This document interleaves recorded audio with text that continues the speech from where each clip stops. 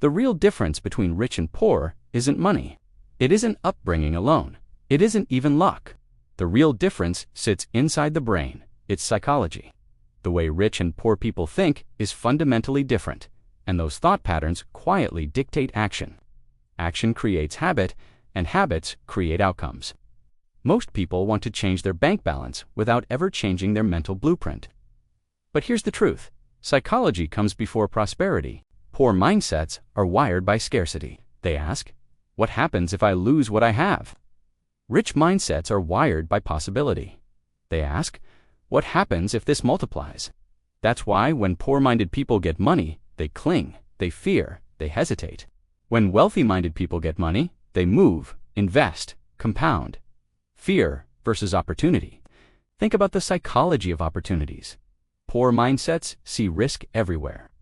They see any loss as permanent death, so they freeze. Rich mindsets accept risk as tuition. They think in probabilities, not perfection. They ask, what's the upside? What's the lesson if I lose? That simple shift allows them to take 10 shots, while others take 0.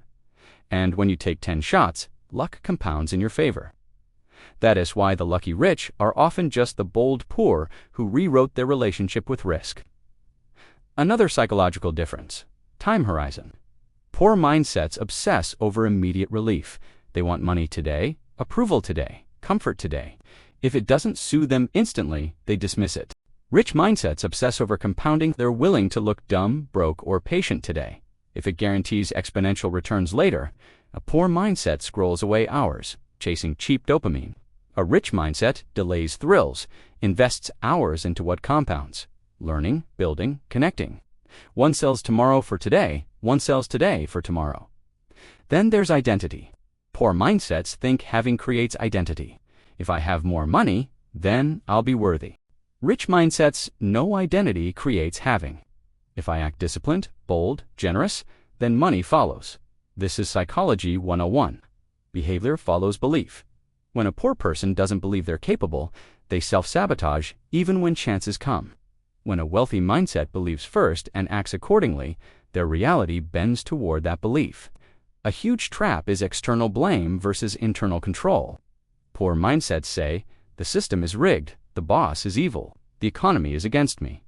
Whether those things are true or not, the belief strips their power. Rich mindsets say, rigged or not, I'll find leverage, I'll adapt, I'll take extreme ownership. One externalizes power, the other internalizes, and psychology proves it. Locus of control determines persistence. Those who see life as happening to them stay reactive. Those who see life as happening through them stay proactive. Consider scarcity versus abundance.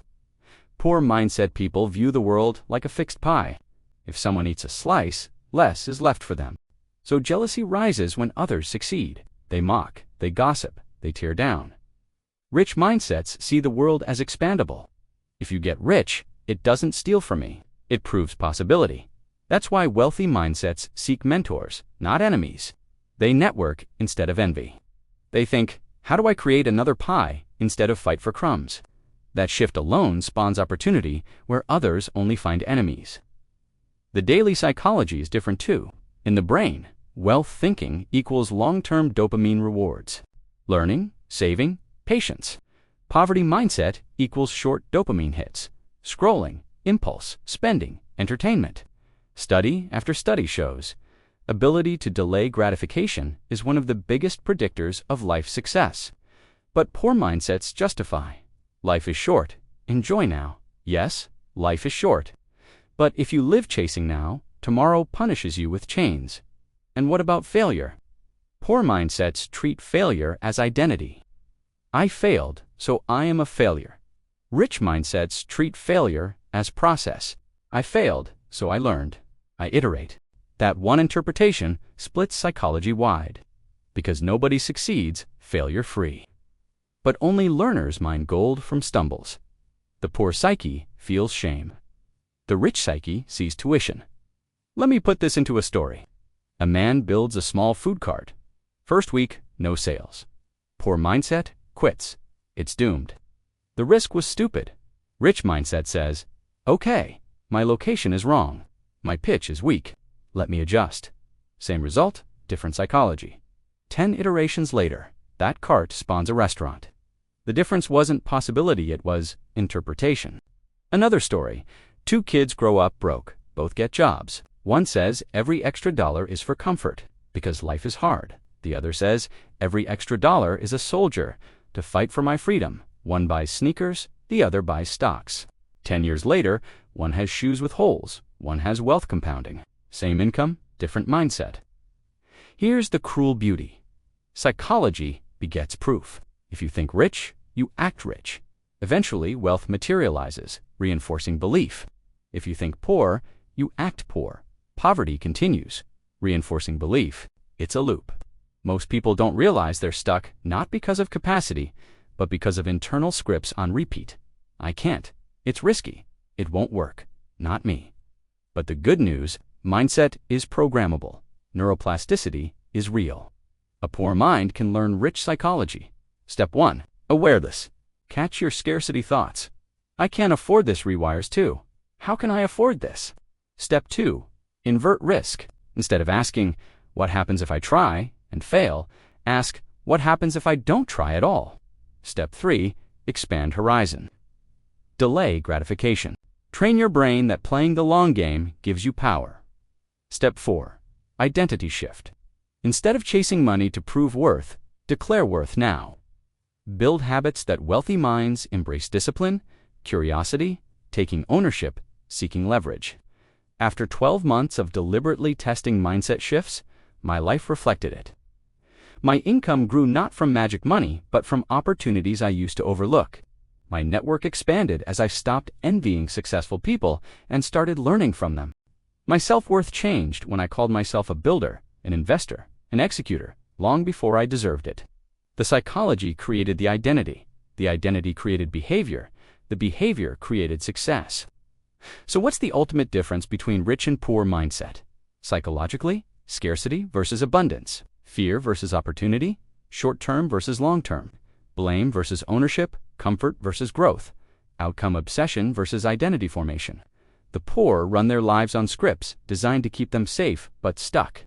The rich run scripts that make them bold, iterative, adaptive. And here's the warning. Poverty psychology is contagious. Surround yourself with complainers, blamers, comfort seekers, and it infects you. Wealth psychology is contagious too. Surround yourself with risk-takers, learners, builders, and your brain rewires through osmosis. Psychology is a social environment before it's even personal. The ultimate truth is this. Money doesn't make you rich. The mindset does. Because if you drop a poor thinker into wealth, they'll lose it. Lottery winners prove it. 70% go broke again. Why? Because poverty thinking sabotaged prosperity. Meanwhile, give a rich thinker little, they'll multiply. Study immigrants who arrive with nothing mindset of growth, and ownership turns scraps into empires within generations. Your life today is the result of psychology, not destiny. And if you dare to switch programs in your head, everything else reconfigures. So, are you thinking poor or rich?